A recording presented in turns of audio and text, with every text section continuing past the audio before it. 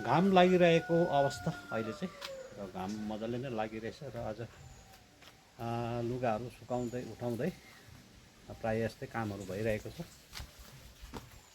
अब बर्खाको सिजन लाग्यो, लुगा सुकाउने उठाउने त्यही कामहरू भइरहेको छ। अनि यो पर देख्दै गरेको चाहिँ यो मौरीको डुडहरू अनि यहाँ छ, आधा यहाँ माथि राखेको छु हो।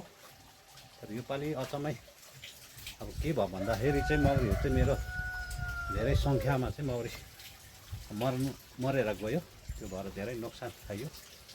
र यहाँ चाहिँ मेरो इस्कुसहरू फल्ने लगातार क्रममा छ भने यो चाहिँ मेरो कटेर हो पानीहरू तताउने। अब हाम्रो यो टी गार्डन एरियामा चाहिँ प्रायः यो कटेरहरू देख्नु नै तपाईँहरूले पाउनुहुन्छ है।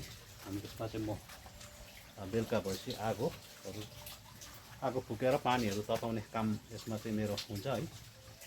किनभने तातो पानी तताएर राख्यो भने चाहिँ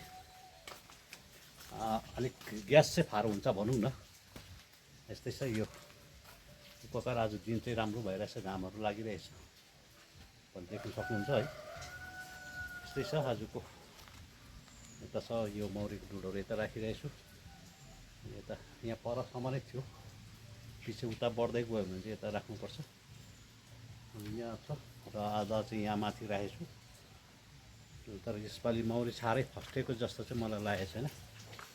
यस्तै छ यो मेरो रुम्बा भ्लग भनौँ, अरुण रुम्बा भ्लगलाई तपाईँले सब्सक्राइब गर्नु सक्नुहुन्छ।